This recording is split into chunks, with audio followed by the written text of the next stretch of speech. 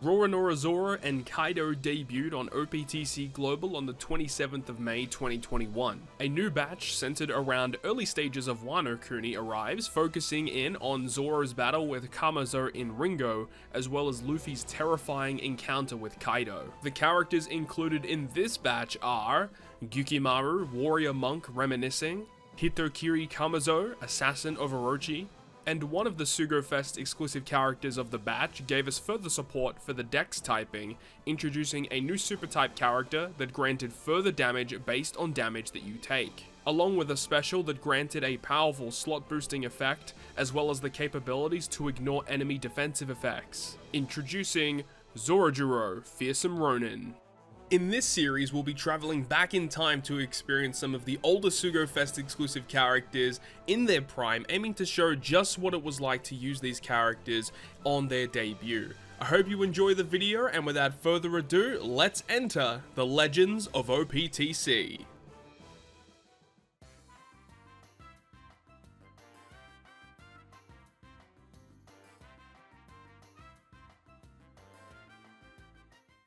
So thank you very much for checking out yet another episode of the Legends of OPTC. Looking forward into this batch though, this actually introduced two characters, both of which were actually very good. And I'm talking about the Legends, of course. Both of these Legends on release were actually fantastic. A lot of people absolutely adored this batch, not only because Zoro is a very popular character and he introduced some really interesting abilities and it made actually the dex typing very good, because you had obviously Legend Kid that came out beforehand, and Legend Kid was fine as a super type dex character, but this guy was definitely a lot better than what Kid was doing. And then you have Kaido, which we'll be talking about in next week's episode, but Kaido had some really interesting abilities on his end, as well as having some really interesting abilities inbuilt for Pirate Rumble, which was kind of cool too. Let's go ahead and talk about the rare recruits first. We have Gyukimaru as a dex, slasher, and striker character. This whole batch is focused around dex and quick characters. So we have Gyukimaru here. He changes all slots into whatever Gyukimaru has. He also reduces despair and paralysis and attack down by 3 turns, and then removes damage threshold by 5 turns. Not a bad special by any stretch. He doesn't have double special launch, which would have been an amazing addition to his kit, because, you know, despair, paralysis, and attack down by 3 is fine, but could you imagine if all of these were 5-turn removals? This guy would be one of the better rev recruits that has honestly ever been released. Just great utility across the board, but only 3-turn removal really does hurt. Other than that, there really isn't like a lot to write home about him. The orb change doesn't change block slots either, so unfortunately Gyukimaru didn't really see a lot of play when they first dropped. We have Kamazo here.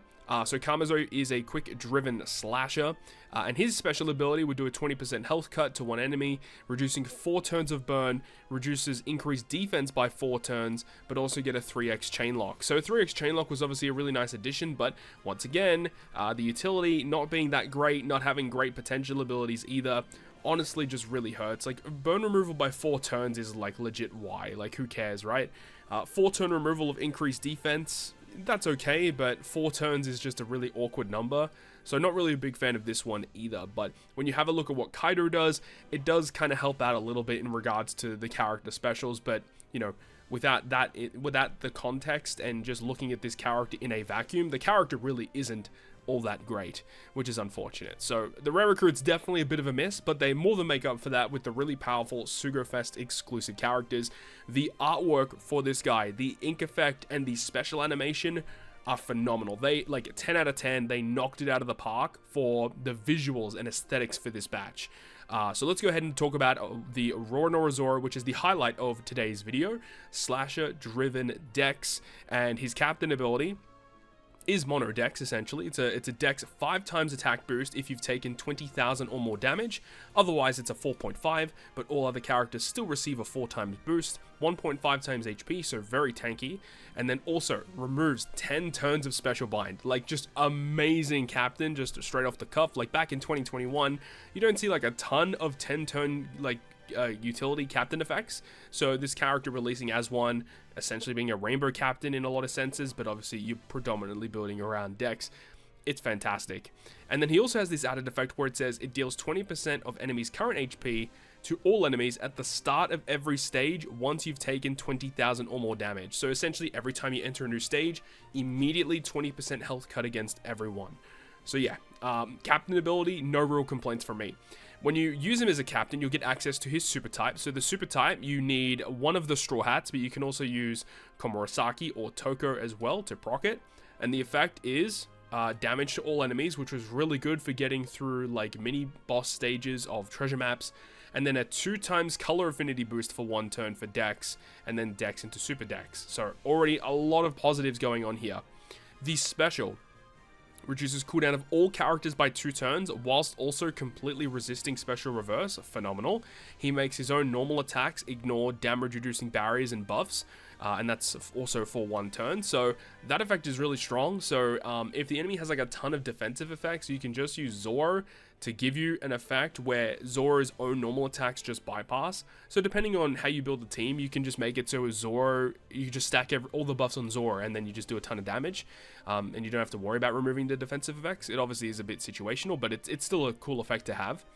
And then it would also do 100 times his attack and typeless damage to all enemies, and then boosting the orb effects of Dex characters by 2.5 or 2.75 based on the damage taken. So again, very similar to the captain ability. Once you take that 20,000 threshold, the captain ability gets buffed and the special gets buffed as well. So going up to a 2.75, so it's not a major difference like 2.5 to 2.75, but hey, it's more damage either way. As for his support effect, is phenomenal. It's seen a lot of play as well, attaching to any Dex unit, and as long as it is a damage dealing special in any facet, it gets a 1.75 times orb boost to Dex characters, which is just so good as a support effect. And then he also has reducing his own cooldown by 5 turns at the start of the quest. He has Slotbind removal and Enrage. What is his cooldown at base? So you can potentially get down to 13, minus 5 goes down to 8, and then cooldown sockets goes down to 6, and then more ship. Like, he's going to be very, very ready to go very quickly, right? He also makes Dex slots beneficial to all characters, because why not? Like, they've done a really good job with designing this character. He's got a utility captain that provides really good damage, and he's got a good special, good super type. Just, he does a lot all by himself. Like, he himself is giving orb boost, color affinity boost, solid damage. He has a little bit of utility in that captain by removing special bind. He can also give you special reverse as well. Like, Zoro is just such a beast. They did a really good job with him, so let's go ahead now and build a team with him as captain and take on some content. Okay, so we're in game right now with super type Zoro, so I did go ahead and devolve my current one just to show you guys this artwork because it just looks so cool. I mean, this is one of the first ink effects that they ever put into the game, so yeah, technically they probably could have, you know, upped it up a little bit, but just visually it is stunning, and I can't wait to show you guys the special animation. Even for those of you who have seen it but haven't seen it in a while, like, it really does hold up. It's definitely one of the coolest special animations that this character got compared to everything else in the game at the time. Anyways, let's have a look at what we're going up against. We're going up against Neptune, which is a Coliseum that came out a while back. Neptune, when he first dropped, was like amazing. Relatively tricky Coliseum as well. One of the things about him, though, is that you can't activate an orb boost on the final stage. But we're going to find a way around that, as you guys are going to see in this video.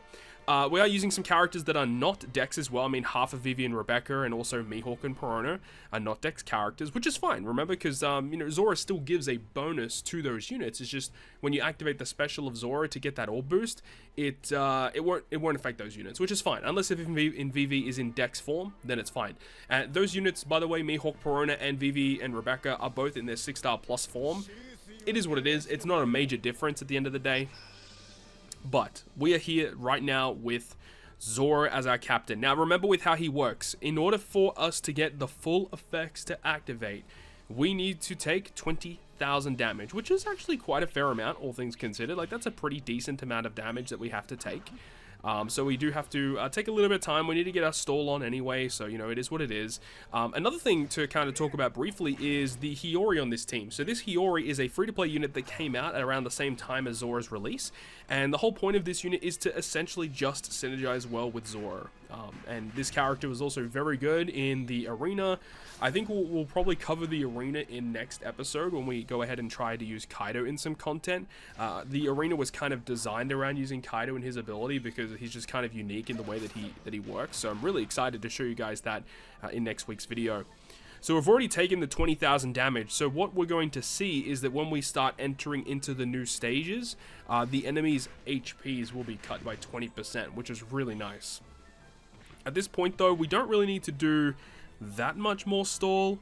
Let's just go ahead and kill this guy, and we'll just start killing based on cooldowns of characters. So let's go ahead and kill this one right here, and I guess we'll go ahead and kill that one as well. That's fine.